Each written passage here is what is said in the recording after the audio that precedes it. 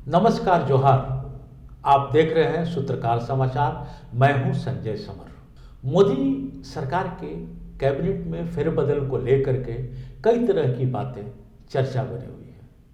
किसकी कुर्सी खाली होगी और कौन बैठेगा, इसको लेकर के तरह तरह की बातें समाज में आ रही हैं।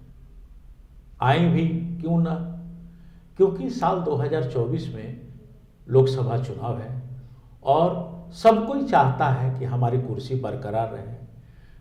मोदी को प्रधानमंत्री बने 10 साल हो गए हैं।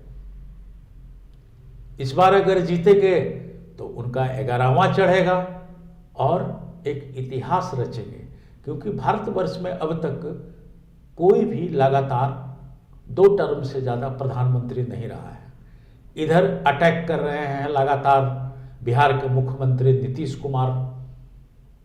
बताया जा रहा है कि वो थर्ड फ्रंट नहीं, फर्स्ट फ्रंट बनाने की बात वो खुद बयान में दे रहे हैं। इन सब चीज़ों को देखते हुए केंद्र में मंत्रिमंडल फेरबदल जरूर होगा, इससे गुरेज नहीं है। राजनीतिक पंडित भी इस बात को कह रहे हैं कि फेरबदल होने की संभावना ज़्यादा है। तभी तो आगामी 16-17 जनवरी को भारतीय जनता पार्टी ने दिल्ली में अपनी कार्य समिति की बैठक बुलाई है। इस बैठक में देश भर के लोग आएंगे और भारतीय जनता पार्टी के जो राष्ट्रीय अध्यक्ष हैं जेपी नड्डा जी, उनकी कुर्सी बरकरार रहेगी ऐसी संभावना है और उन्हीं के नेतृत्व में लोकसभा चुनाव होगा, ऐसा बताया जा रहा है। मंत्रिमंडल जाने की में किनकी जगह घटेगी और किनकी बढ़ेगी, इसमें हम सिर्फ झारखंड की बात करेंगे तो झारखंड में झारखंड कोटा से 2 मंत्री हैं। एक अर्जुन मुंडा, जिनके जिम्मे आदिवासी जनजातीय मामले के मंत्री हैं। दूसरी राष्ट्रीय जनता दल से आई, भारतीय जनता पार्टी के टिकट पर कोडरमा से जीती हैं, सांसद अन्नपूर्णा देवी, जिन्हें शिक्षा विभाग की जिम्मेवारी दी गई है। दोनों का अगर हम तुलनात्मक अध्ययन करें तो अर्जुन मुंडा का कद हाल के दिनों में काफी बड़ा हुआ है। इनकी कई योजनाओं को मोदी ने प्रश्रय दिया है। इसके अलावा गुजरात का जो चुनाव हुआ है वहां 28 सीट आदिवासी बहुल्य है, जिसमें 26 सीट भारतीय जनता पार्टी को आया है। झारखंड की बात कर लें तो 28 सीट ट्राइबल के लिए रिजर्व है। उसी प्रकार छत्तीसगढ़ है, मध्य प्रदेश है, राजस्थान है। इस साल मतलब लोकसभा चुनाव से पहले कुल 9 विधानसभा में चुनाव होने हैं। इसको हम लोकसभा चुनाव के लिए सेंटअप टेस्ट भी कह सकते हैं।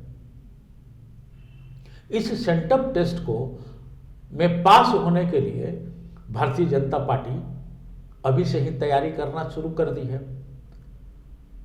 अब 7 तारीख को गृह मंत्री अमित शाह जी आ रहे हैं, वो भी चाईबासा आने के पीछे मकसद ये बताया जा रहा है कि भाई वहाँ की सीट हम हार चुके हैं। वैसे भी झारखंड में 14 लोकसभा सीट है, जिसमें भारतीय जनता पार्टी का 12 पर कब्जा है। 2 सीट भी निकल ना जाए इसलिए वो चाईबासा आ रहे हैं।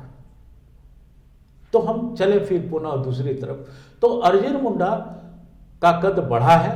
वो राज्य के 3-3 बार मुख्यमंत्री रह चुके हैं और एक साफ छवि के नेता है। इनकी कई योजनाओं को केंद्र ने अपनाया है, जिसमें एकलव्य विद्यालय की प्रशंसा चहुं ओर हो रही है। भारतीय जनता पार्टी अभी आदिवासी कार्ड भी खेल रही है, जिसका नतीजा है कि आदिवासियों पर इनका मेन फोकस है और आदिवासियों के लिए ये काम भी कर रही है।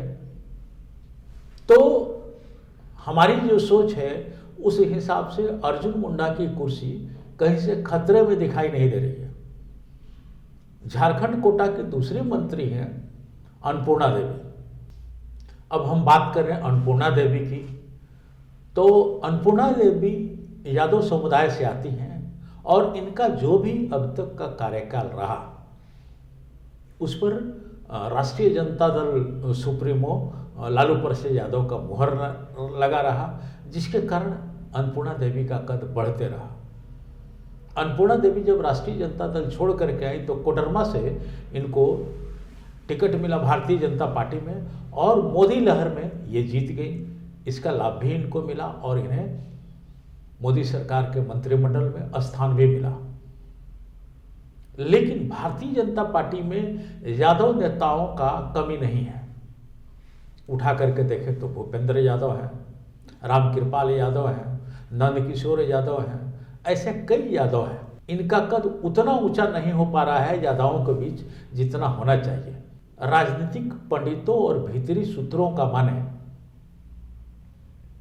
तो भारतीय जनता पार्टी इस चुनाव में वैसे लोगों को उतारने के फिराक में है जिनका जातीय गट्स हो, जिनको अपने जाति पर पकड़ हो, अपने क्षेत्र में प्रमुख हों, इसके अलावा वो कर्तव्यनिष्ठ भी हों। ये तीनों चीज़ देख करके भारतीय जनता पार्टी चाह रही है कि इस बार ऐसे ही उम्मीदवारों को चुनाव में लगाया जाए।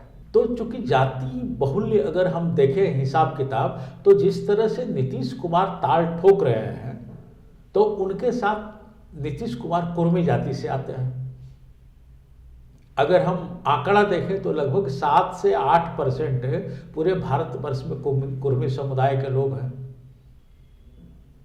यादवों के नेता आज भी लालू प्रसाद यादव ही हैं, इससे कहने में गुरेज नहीं होगा। उनका जो जनसंख्या है देश भर में लगभग 14% का है,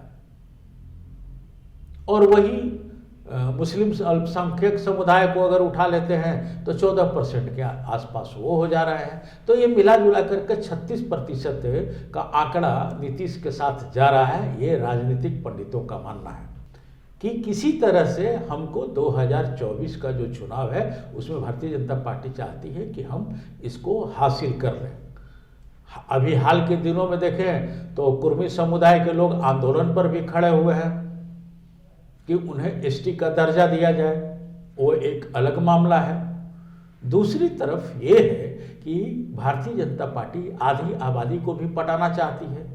लोगों का यह मानना है कि अन्नपूर्णा देवी को यहाँ ला करके और वो आधी आबादी के पक्ष में खड़ा करना चाहते हैं। मतलब झारखंड की अगली मुख्यमंत्री के रूप में अन्नपूर्णा देवी को ये लोग प्रोड्यूस करना चाहते हैं, प्रस्तुत करना चाहते हैं, और उनके नाम पर लोगों को यूनाइट करना चाहते हैं। इस प्रकार ये लोग बोल भी सकते हैं कि हम आधी आबादी के लिए कुछ काम कर रहे हैं, आधी आबादी को हम प्रश्रय दे रहे हैं, और आधी आबादी को हम लेकर के चलना भी चाहते हैं। बहरहाल यह तो समय ही बताएगा। वैसे नरेंद्र भाई मोदी और अमित शाह की जोड़ी ऐसी है कि बात बाहर नहीं निकलती है, लेकिन इतना तय है कि झारखंड कोटे से 2 मुख्यमंत्री बने हुए हैं, उसमें अन्नपूर्णा देवी की कुर्सी खाली होने की संभावना सबसे ज़्यादा दिखलाई दे रही है। वैसे यह वक्त ही बताएगा कि इसमें क्या होता है। आप जुड़े रहिए हमारे साथ, फिर हम आएंगे आपके पास किसी नए विषय, किसी नए मुद्दे को लेकर। नमस्कार।